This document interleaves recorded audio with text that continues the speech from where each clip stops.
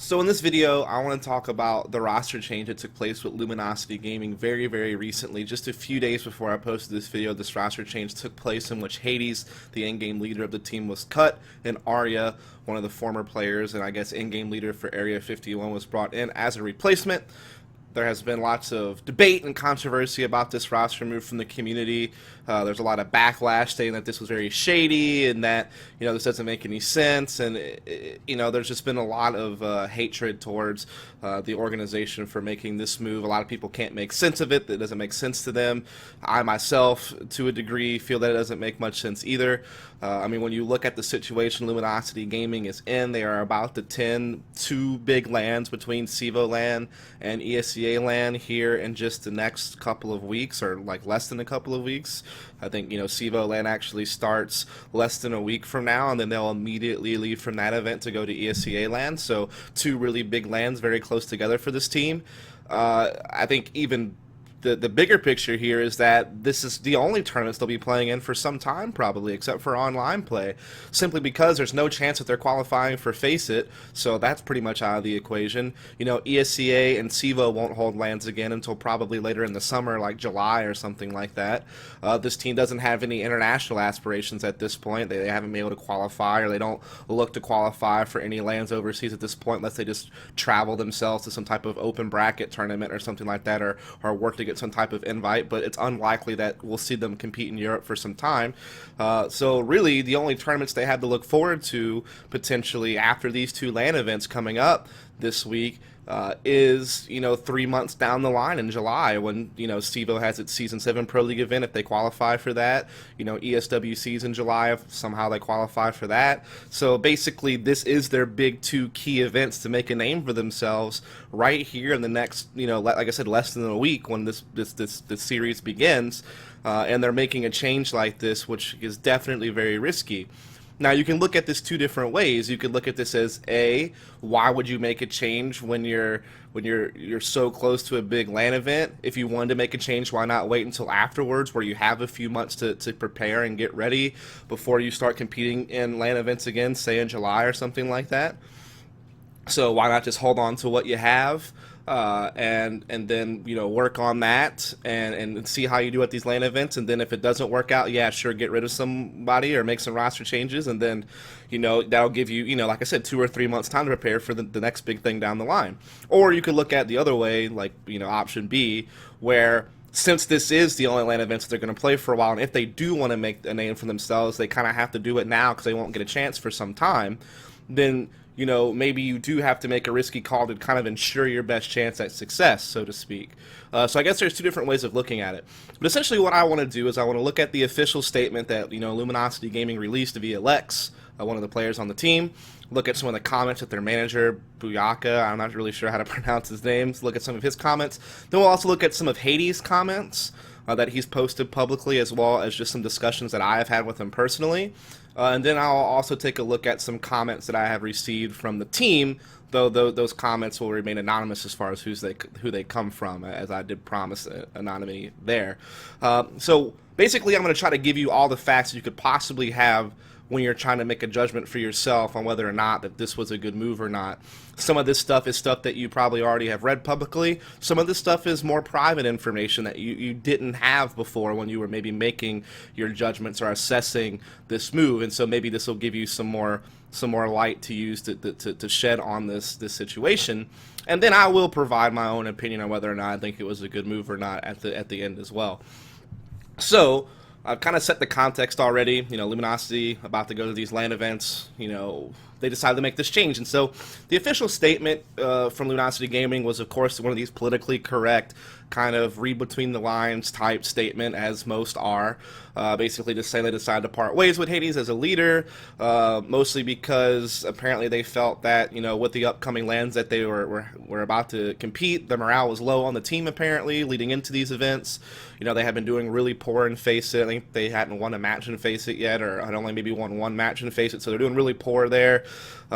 They did struggle to qualify for ESCA and CEVO LAN. They only just kind of barely made it, so to speak, after, in the SIVO land playoffs on the online portion, they got upset by Denial, or what is now Nylium. I don't know how to pronounce that.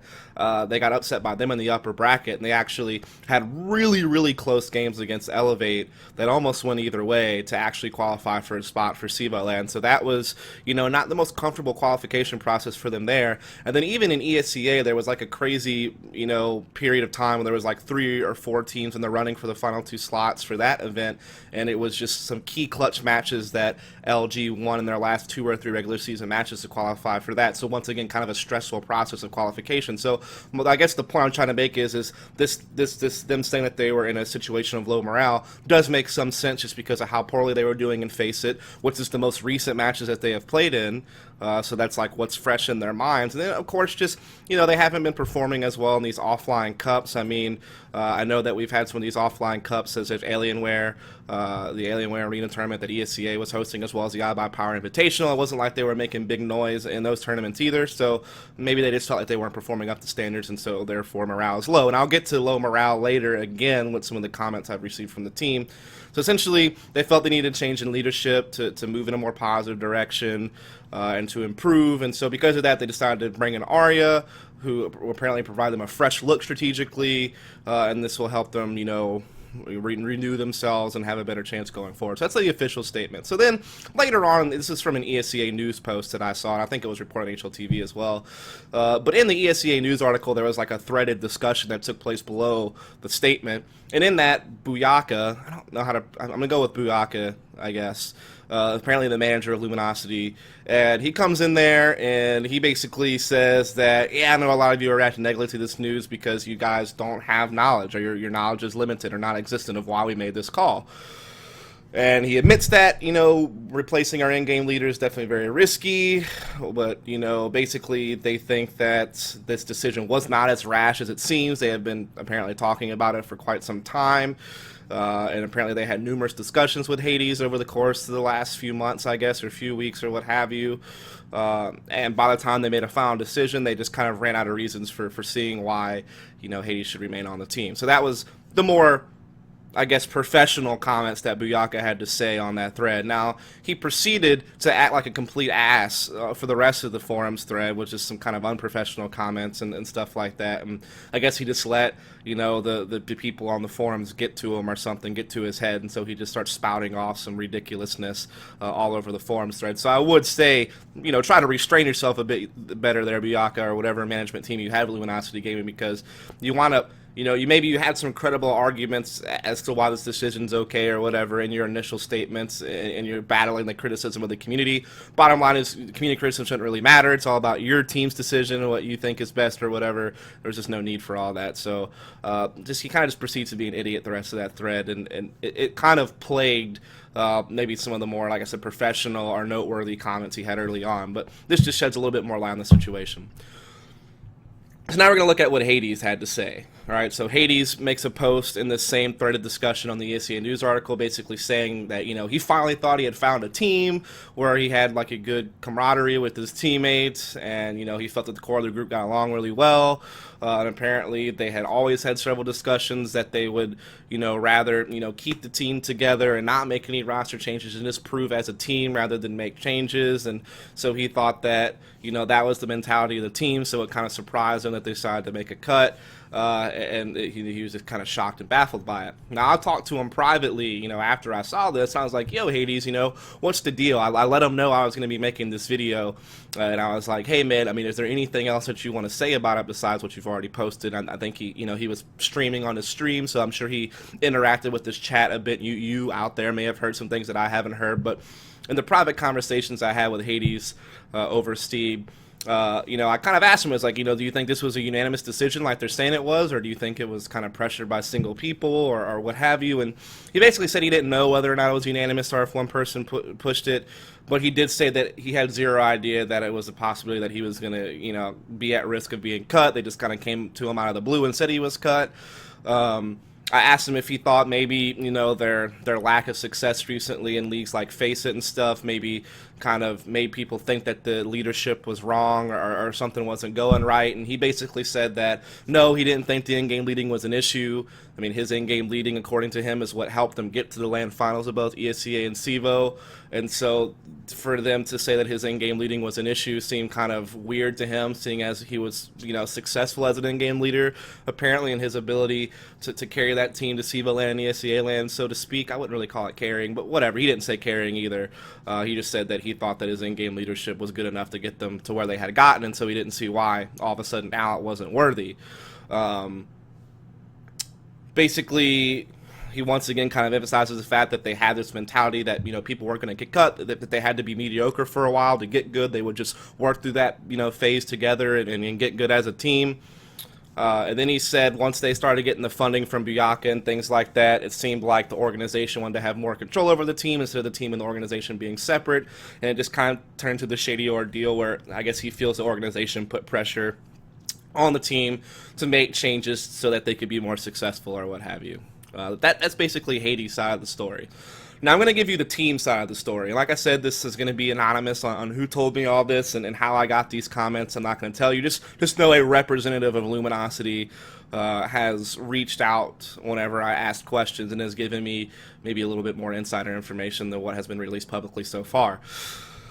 So essentially, when I was talking to this representative about some of the team's struggles lately with some of their online league play and even, struggling to qualify for some of these LAN events, he basically said that, this came down to consistency issues. And that was one of the main reasons why they felt that Hades was a problem. They thought that he was part of this inconsistency that they had.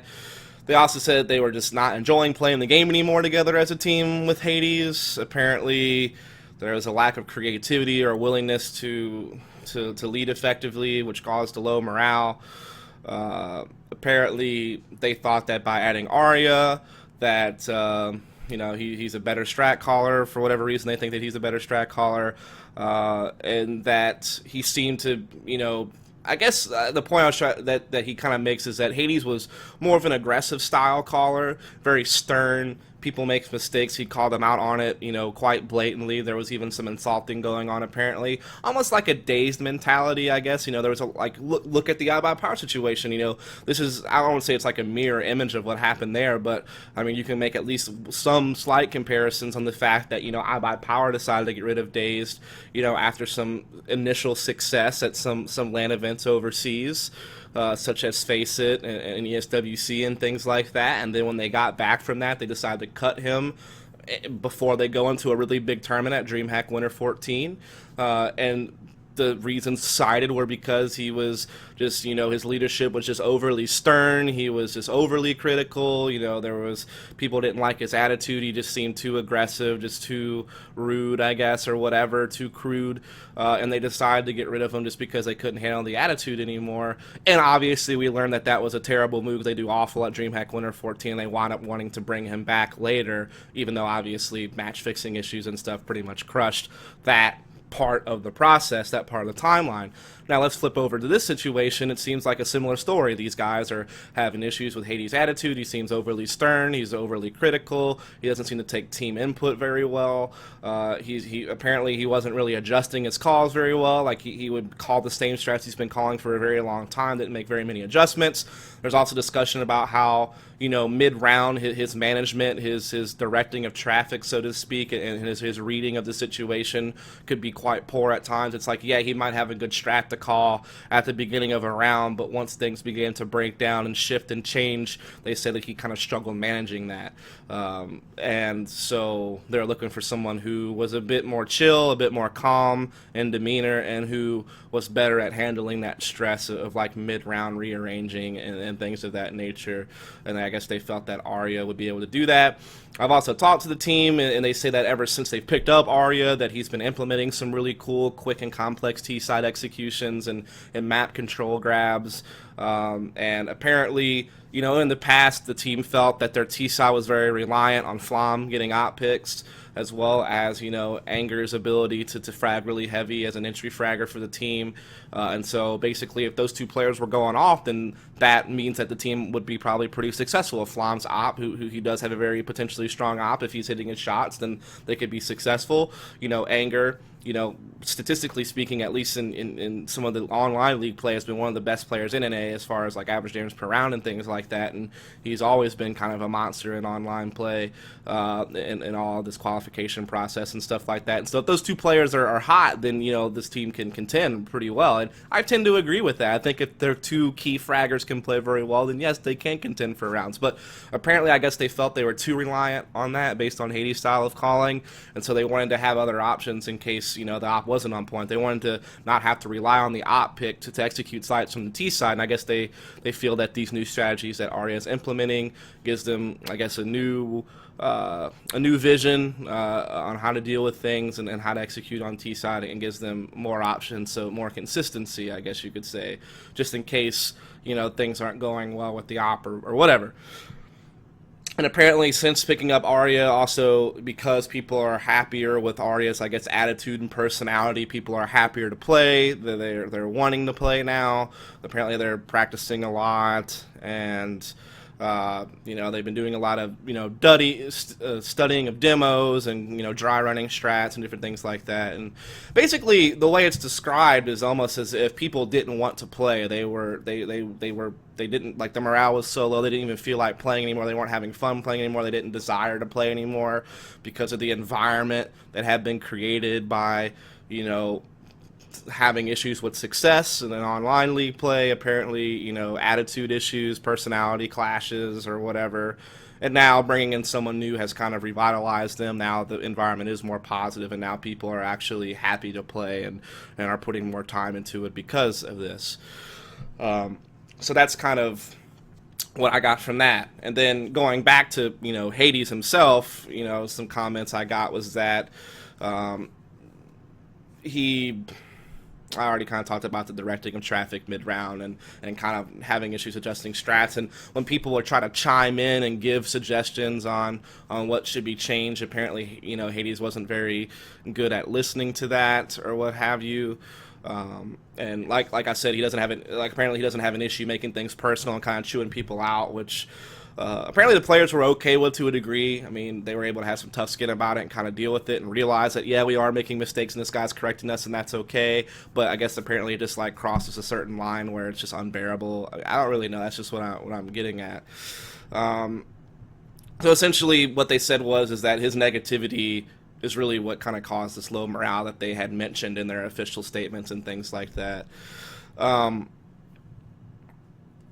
Apparently, they say that, this is not like a direct quote, but essentially that, what's out there, like these public statements, don't really describe exactly why we removed him. But basically, the reason why they removed him, apparently, besides the low morale and the feel for need of change, is that they generally believe that they would perform better with a new caller, someone who was more positive, someone who was going to be more open-minded, someone who could direct mid-round traffic better, somebody who wanted to play with them and, didn't insult them or that got along better with them, whatever.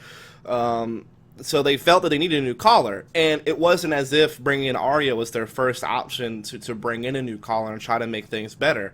From what I understand, there were periods of time where they tried using Flom as an in-game leader, who have done some in-game leading before on teams like Exertus and whatnot in the North American scene. Apparently they had tried Frost as an in-game leader for a little while as well to see if that worked out. So they had tried other options before removing Hades. They had tried other in-game leaders just to see if the leadership change would help. So that was one of the main reasons why they moved away from Hades, was because they felt they needed a new caller. And then the other half of the reason was because just apparently the team was unhappy and wasn't motivated to play in the environment that existed with Hades as being on the team or as a in-game leader or whatever. So essentially, this representative from the team is saying, I'm surprised that Hades is so shocked in all of his comments about him being removed. And apparently this is because that they had been talking to him for weeks about this in the last month or so about these issues that they were having, I guess. And like I said, they've tried new in-game leaders already, so they kind of already were making strides towards making a change in leadership even while Hades was still on the team. And so There was already kind of, I guess, some rumblings, or at least he should have said some type of idea that people were unhappy with the leadership of the team since they were already trying out new players within the team as a leader. And so, I mean, it may have been shocking that they made the final decision to get rid of him right before a LAN, kind of last second like this, but I guess apparently, based on all that I've heard and all that's been said, I guess Hades should have known that he was at least on the chopping block. Like, maybe he wasn't gone, like, we're not, like, maybe he's not, like, officially cut, but I guess he should have had some idea that he was kind of at risk, you know, over the last month or so when all of this discussion and swapping of in-game leadership within the team and things like that was going on. Apparently he just, you know, the final comment I got from them was that, you know, Arya is just kind of the total opposite of all these problems they had with Hades, that he's more chill, he's more decisive, he's better at directing the flow of traffic, so to speak, mid-round. He designed strats that don't necessarily rely on the op picks and things like that like they had in the past. And I guess they feel that he even had more experience, I guess, coming from his 1.6 days or whatever. And so that's basically the side of the story from the official statement from the team, comments from the manager, Hades' side of the story, and then after that, some more private or insider information about the team's philosophy on what happened. So now what it boils down to is, you know, you have to decide for yourselves whether or not this was a good decision.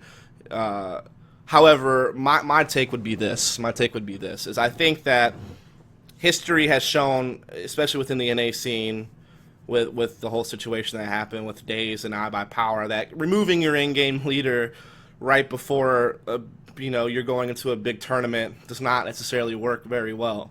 Now let's be brutally honest about it. It's not as if Luminosity Gaming was favored to do very well at SIVA LAN or ESEA LAN anyway, even if they hadn't made a change. I mean, at SIVA LAN they're competing against the likes of Elevate, CLG, and Nihilum or whatever. Yes, they could beat Nihilum. I mean, Nihilum is a team that there isn't a whole lot of data on them. They haven't LANed ever as a team prior to SIVA LAN. They have two players that, you know, Professor Chaos and Sanctington, who I don't think I've ever really seen play a LAN in CSGO, period. So there's a lot of, like, you know, onliner status, so to speak. Not saying they cheat or they're online. We don't know. You know, we have to see how they perform at LAN, if they can bring it to LAN or not. We have no idea. So I think that Luminosity would maybe be favored against a team like that on LAN. And I think online results back that up to a degree.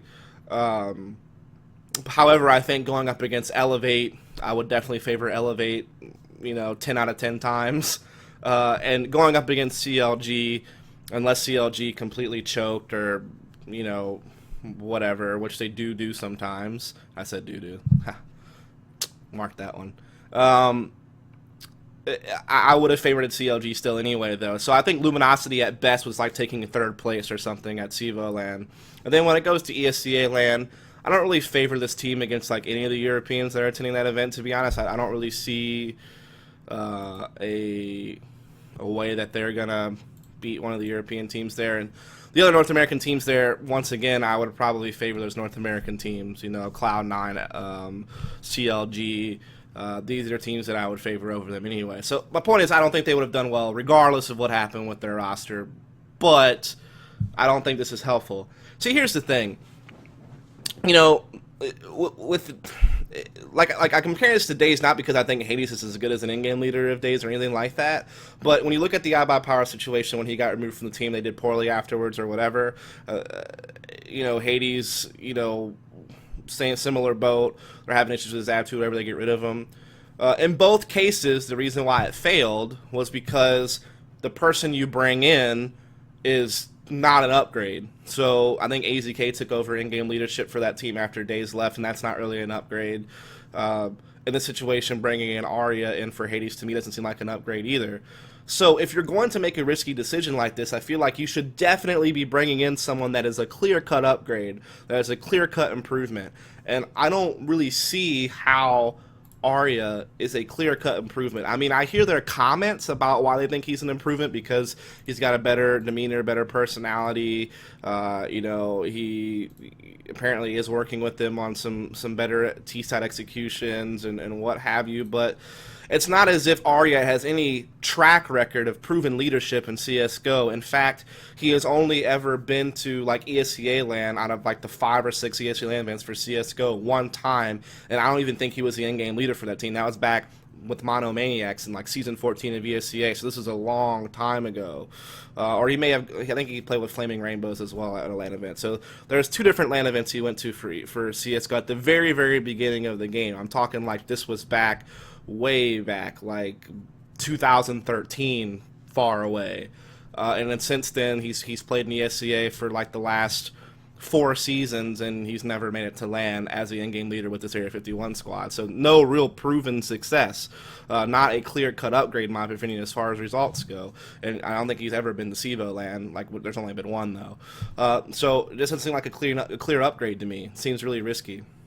I think the way I kind of concluded is like this, is that if you really didn't like Hades, if he really was a problem, and I get it, he's not like a Daze where this guy has like clear leadership capabilities that outweigh his personality problems. But I will say, watching his leadership was good enough to get him to qualify for these LAN events, as Hades said himself, like, hey, I mean, they're knocking on at my leadership, but my leadership was good enough to get us to these LANs, and that's very true. So, he was apparently good enough to get you to these LANs. Was Arya good enough to get you to these LANs? Who knows? Like I said, he doesn't really have any proven track record of doing so. So it just doesn't seem like an upgrade to me whatsoever. However, I don't know that Hades' in-game leading abilities is enough to outweigh the fact that he might be bringing the team's morale down so much and causing people not to want to play, and just being like overly rude or aggressive or whatever. I don't think that his leadership is good enough to outweigh those problems to a degree. But I would say the timing is awful. Like I said, Hades did help this team get to LAN. His leadership was apparently good enough to get them to LAN, and I think the proper decision should have been, let's just stick with Hades for these LANs because we've been practicing with him for the last several months, and it's worked so far to at least get us here. Let's just go ahead and finish it with him.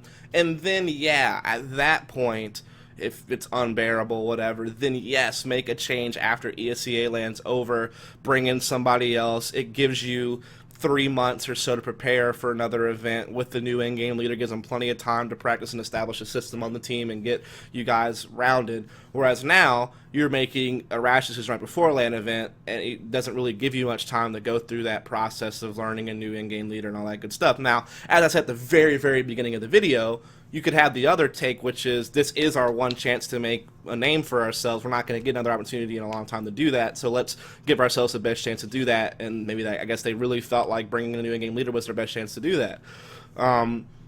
I will say a couple of other things. I know there's a lot of people out there who say this whole thing is shady. You know, Hayes is getting shaded. He earned this team a spot, and now he's not going to get to fulfill that. Yes, I know that seems very shady.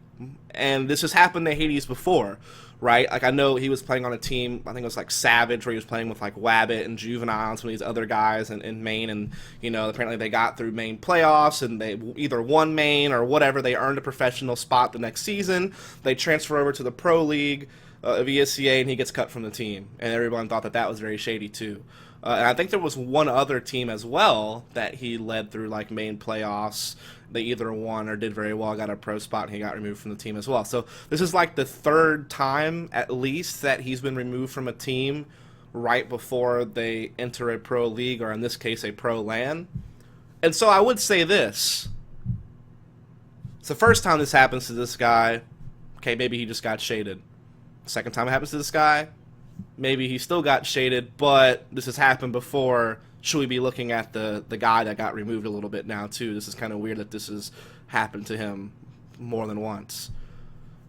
Look at this situation. Third time. Once again, everyone thinks it looks shady that he gets removed from the team. Third time this has happened. Should we not start maybe at least considering maybe there is something up with this guy if he's constantly being removed from teams?